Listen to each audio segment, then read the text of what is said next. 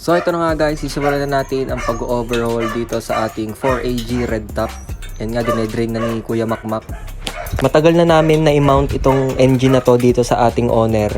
Pero ngayon pa lang natin siya masisimulan. Yan lang ka-easy yun. Ginagamitan na ng magandang tricks. Kung mapapansin nyo nga guys, tuyong-tuyo na itong ating head kasi matagal na itong nakatambak. Di maalis agad.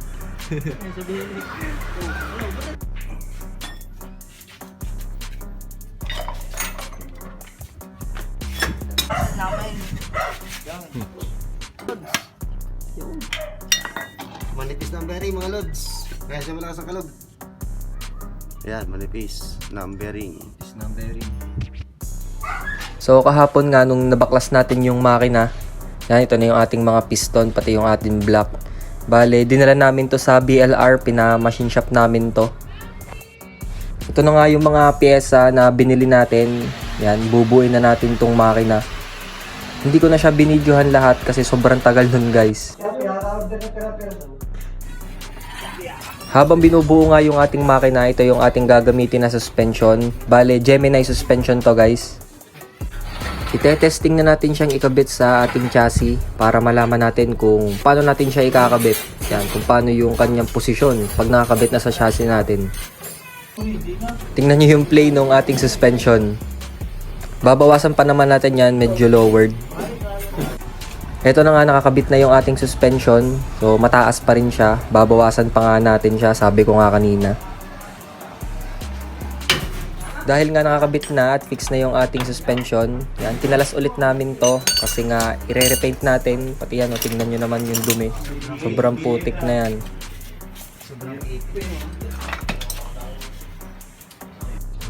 Tapos na natin siyang i-repaint. Yan nga yung napili kong kulay. Red, white, at black. Ganito talaga yung type ko na kulay sa ating suspension. Ngayon nga ina-align to ng daddy. Yan, daddy ko yung nakaputi, si Richard Pasahol. At kung mapapansin nyo nga guys, yung ating gulong, baliktad. Pero okay lang yan kasi ginagawa pa naman natin to. Pwede naman natin yung pagpalitin kapag tapos na. So ito nga yung ating engine. Yan. Bale, nakulayan na rin yung ating valve cover. Yan, bale yung pinimtura natin dyan, candy red. Yan, pati yung black. Halos patapos na yung ating engine. Yan, sana manalo tayo ng engine display sa car show. Pati tong throttle body, yan, nilinis yan ni Kuya Joel. Yan, shoutout kay Kuya Joel, ang ating mekaniko. So ngayon nga, magkakabit tayo ng power steering. Ito rin yung kagandahan sa owner natin. Yan, naka power steering na tayo. So dun nga sa mga nagsasabi na yung mga bashers natin dyan na mahirap daw iliko ang owner. O yan, lagyan natin ng power steering to. Minount na nga sa ating chassis yung ating suspension. Yan. Para matibay na matibay nga guys. Ito na yung connection sa ating steering wheel. So tingnan natin kung gaano ba talaga kalaki yung birada nitong ating owner. Yan o guys. Solid. Tingnan nyo naman. Sobrang laki ng birada nyan. Hindi na tayo mabibitin dito pag yung babaling tayo, no? Laki na ng birada nyan. Ang imamount naman natin ngayon ay yung pagkakabitan ng ating radiator na aluminum. Kung mapapansin nyo nga guys, nasa bandang right yung ating radiator. Kasi dito sa bandang left, dyan natin ikakabit yung ating mga busina na Bosch. Dalawa yung Bosch nating busina na ikakabit dyan.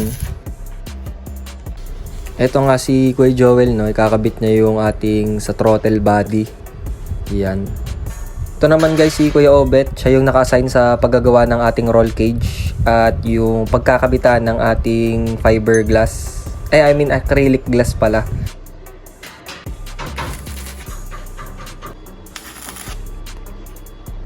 Ito na nga, tapos na siyang i-welding ni Kuya, pero ispatan pa rin naman to. At bubulihin pa to ni Joseph, yung magbubuli natin.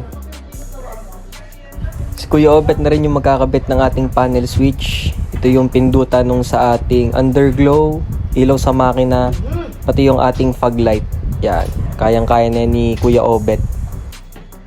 Eto na nga at ikakabit na natin yung ating Bosch na busina. Yan, ini-install na ng daddy.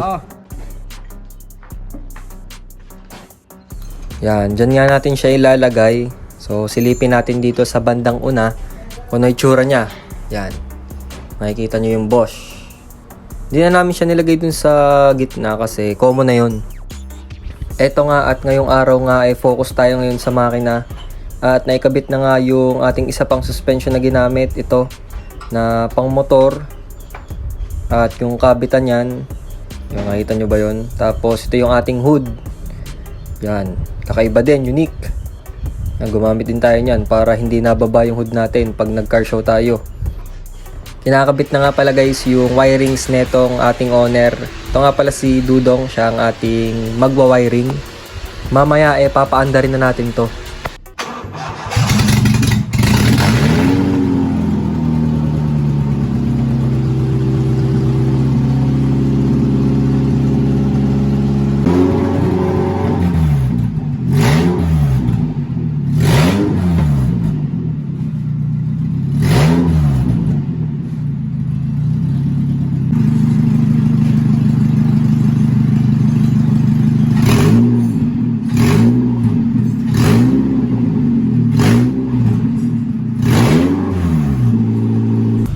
Ngayon namang araw ay nandito tayo sa Eduardo's Muffler. Yan, dito tayo papakabit ng ating muffler sa ating Tamiya. Bale, napakita ko na dun sa maggagawa ko nung gusto kong muffler na ikakabit dito. Kasi ipapa-headers din natin to guys para magandang maganda yung tunog. Yan nga oh. Iiwan muna natin siya dito, babalikan na lang natin siya after 3 days. Siguro naman tapos na to. Ito na nga yung tambucho na pinakabit natin. Medyo nahihirapan pa akong i-drive to kasi hindi pa naayos yung clutch. Sobrang tigas pa. Kung makikita nyo nga guys, no, pakadjut-kadjut pa yung pagdadrive ko na itong owner na to.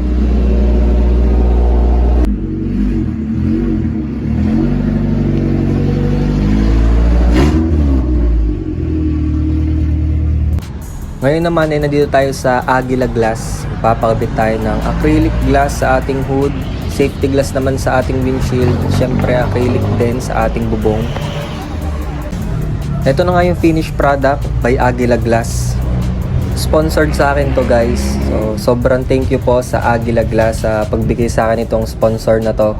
First time ko makatanggap ng sponsor sa aking YouTube channel.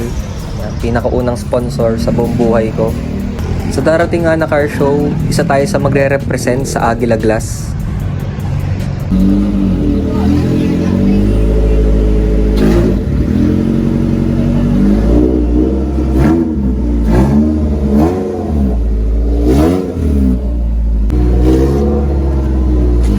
Dito sa video na to, bibigyan ko kayo ng isang stretch. Kaso nga lang, supag yung una.